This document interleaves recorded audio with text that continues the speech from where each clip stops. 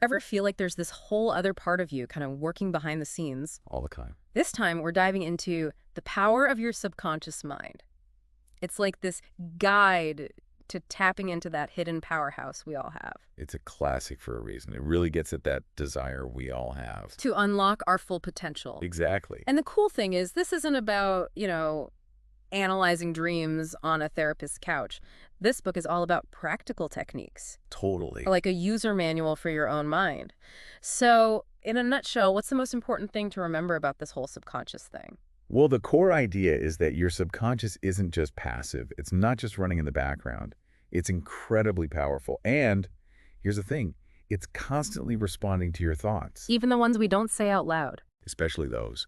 And that's where it gets really interesting because it doesn't judge whether those thoughts are actually good for you or not. Okay, so like that story in the book about the guy who kept saying, I give my right arm to, and then bam, car accident. Oh, yeah, that one's intense. Makes you think twice about what you're dwelling on.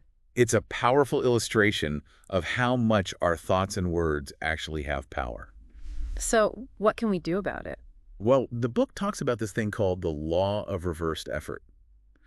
Basically, it means that trying too hard to not think about something, like forcing it out of your mind, Yeah. it actually backfires. You're giving it more power by focusing on it. Exactly. You're putting so much energy towards what you don't want. Makes sense. It's like when you're telling yourself, don't be nervous, don't mess up, but all you can think about is being nervous and messing up. Exactly. The subconscious, see, it responds to the dominant image in your mind. So instead of don't mess up, it's, I'm going to nail this. You got it. Yeah. You shift your attention to what you do want. And the book has this great story about a young singer who used this very principle to completely overcome her stage fright. Stage fright is no joke. I'm curious, how does she do it? Well, she was terrified to perform. Yeah. So she starts to picture herself on stage, but like really seeing beautifully, feeling that confidence and total control. Creating that mental picture. Yes.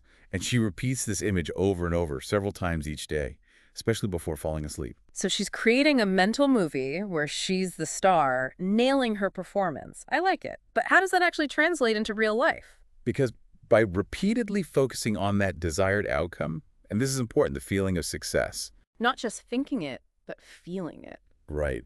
She's essentially rewriting the script in her subconscious. Because remember, the subconscious, it doesn't understand logic the way our conscious mind does. It responds to emotion. So it's not just positive thinking, it's about the feeling attached to the thought. That's really interesting. That's the key. The stronger the feeling you can generate with that mental picture, the deeper the impression it makes on your subconscious mind. That makes sense. It's like when you're trying to force yourself to fall asleep. The more you try, the more awake you feel. The worst. It's like you almost have to trick your mind into relaxing. Precisely. You have to let go of that resistance, quiet the mind, and allow sleep to just overtake you. So you're saying it's the same with achieving our goals. It's about aligning your thoughts and feelings with what you want, and then trusting the process. Okay, you've got me thinking. What's one area in my life where I might be unintentionally attracting what I don't want by focusing on it too much? Oh, that's something we all deal with, right? Could be anything, really. From stressing about a big presentation at work to constantly replaying some past mistake in your head. We all have those This is things. so true. And speaking of things we want, let's talk about wealth. One of the big takeaways from this book is that our subconscious can actually help us attract more money. Sign me up for that. But how does that work exactly? Well, it's not as simple as like chanting affirmations in the mirror while secretly feeling broke, right? Definitely not. The book compares it to planting a seed. So you plant the idea of wealth in your mind, you nourish it with this unwavering belief, with positive emotions, and then over time, guess what? It starts to grow. Okay, I like where this is going. But how do we actually plant that seed in the first place? Where do we even begin? There's this great story in the book about a pharmacist. And get this guy, he had this burning desire to own his own pharmacy. I can relate to having a dream. But he was stuck in this dead-end job, felt completely uninspired. So what does he do? He starts visualizing his dream pharmacy. But I'm talking in vivid detail here. What kind of details are we talking about? I mean everything. The location, the layout, the colors on the walls, even the feeling of success he imagined himself feeling as he walked through the door every morning. Wow, he created a whole mental movie about it. Every single night before going to sleep, he'd just get lost in that image, feeling all those positive feelings. So he's using that mental movie technique we were talking about earlier, but this time he's directing it towards financial abundance. Exactly. But here's the thing, and this is crucial.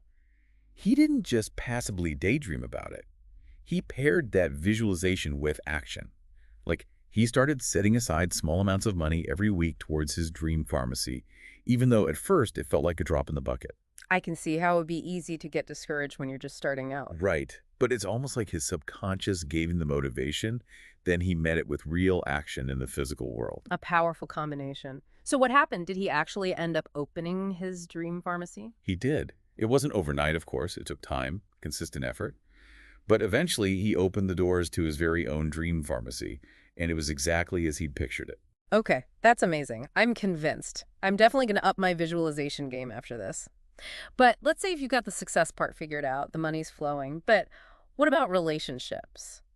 We can't exactly visualize our way into other people's heads, can we? Can our subconscious mind help us navigate the whole kind of messy world of other people's subconscious minds? That's a fantastic question, and it's something the book digs into, and the answer is yes.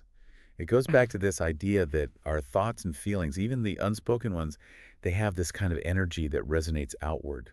Think of it like ripples in a pond. Okay, I'm picturing it, so we're all sending out these vibes. Exactly.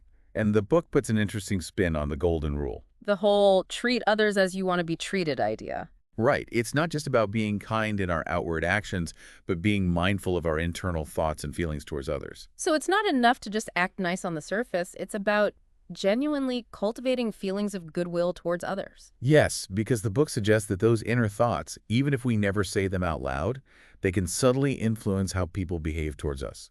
You know how sometimes when you're in a bad mood, it feels like everyone around you is suddenly annoying? I've been there. Maybe it's not them, maybe it's our energy. It's like our inner state is like this magnet, right? It attracts similar energies back to us. And there's this fascinating story in the book about a salesman who was just convinced that his boss disliked him. Oh, man. I think we've all been there at some point. So what did he do about it? Well, he learned about this whole idea of the subconscious influencing our reality. And he decided to try an experiment. He was going to shift his entire mindset. Instead of dwelling on all the things that bugged him about his boss, he started consciously focusing on his positive qualities. Even if he had to dig deep to find those Even qualities. then, it might have seemed small at first, but he was determined to change his inner dialogue. So he's basically replacing those negative thoughts with positive ones, and he's hoping it'll somehow change his boss's behavior. Did it work? It did. As this salesman's inner dialogue started to shift, something really interesting happened. His boss's behavior towards him started to change too. No way. He started to get more recognition for his work, got better assignments, and eventually, you know what? He even got a promotion. Whoa. So are we saying that if we just focus on the good in other people, like really focus on it, our subconscious can actually influence them to be better to us? That's wild. The power of the subconscious. Yeah. And, this whole idea of shifting your inner state for better relationships, it ties into another big theme in the book, forgiveness. Forgiveness, that seems like a whole other level, especially if we're holding on to past hurts, Some things are hard to let go of. Forgiveness is definitely a process. It's not easy. But this book is very clear on this point. Unforgiveness, hanging on to all that negativity, it harms us more than it harms the other person. It's like that saying, holding on to anger is like drinking poison and expecting the other person to die. I've heard that one. It's so true, though. And you know what the book says? It says that true forgiveness isn't about condoning someone else's actions. It's about releasing ourselves from that burden of anger and resentment. Okay, so if I'm carrying around all this resentment and I'm ready to let it go, how do I actually do that? How do I actually forgive? Well, the book talks about a technique called mental forgiveness. Have you ever heard of it? Is it like that mental movie technique, but instead of picturing success, you're picturing forgiveness? Exactly. You got it. So close your eyes for a moment and picture the person you want to forgive. Just imagine sending them love, peace, understanding. Even the act of picturing it feels kind of freeing. Right. And remember, you don't have to condone their actions to forgive them. Just try to see them as human. We're all flawed in our own ways. Ultimately, genuine forgiveness, it's about choosing to shift your internal state. It's for your own well-being more than anything. Wow. You've given us so much to think about already. This whole deep dive is making me realize my subconscious is like this untapped superpower just waiting for me to figure out how to use it. It really is. And you know what else I find fascinating? This book doesn't shy away from the big topics. Like, what about aging? Oh, absolutely. Is that just hardwired into our DNA, or can our subconscious mind actually play a role in how we age? That's a big question, right? Mm. And what the author argues is that our beliefs about aging, those deeply ingrained ideas we have, they have a huge impact on how we actually experience getting older. Okay, so it's not just about our cells aging, it's about our mindset too. Exactly. In fact, the book talks about people who achieve some pretty amazing things Hmm. well into their 80s and even their 90s. Okay, now I need examples. Were they all like marathon runners or something? Not quite. I mean, think about someone like Michelangelo, The painter. sculptor, actually. Yeah. But yeah, he was still creating masterpieces when he was in his 80s. Wow. Or Einstein. His mind was as sharp as ever until he passed away at 76. So they weren't exactly spring chickens, but they definitely weren't letting age slow them down either. Exactly. And you know what I find so inspiring about these examples? It's that their secret wasn't just good genes, it was their mindset. So what was it about their mindset that set them apart? I think it was their passion, their curiosity, this refusal to accept those limiting beliefs that society often imposes on what it means to get older.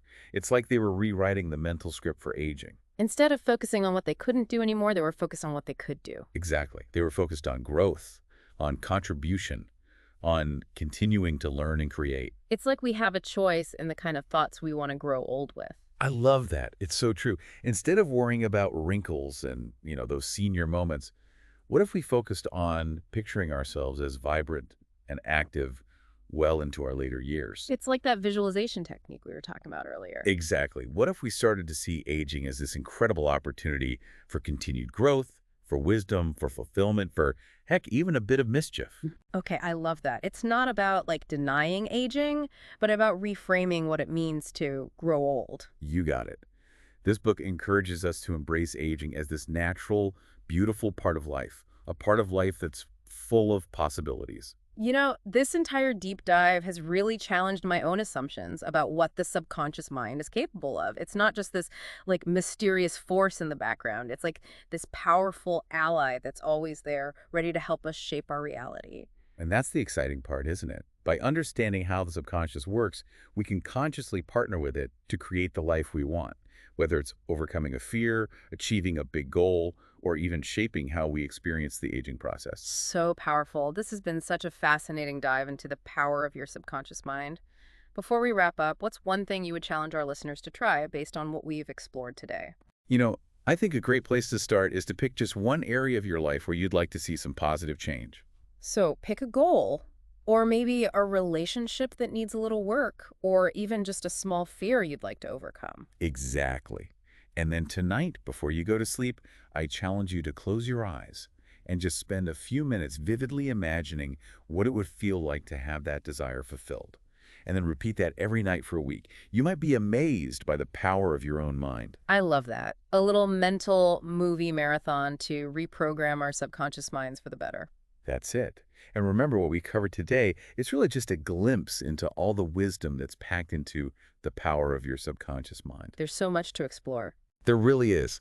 I hope this deep dive has sparked a desire in our listeners to pick up the book and delve even deeper into that incredible power that lies within each and every one of us. Absolutely. Until next time, keep diving deep.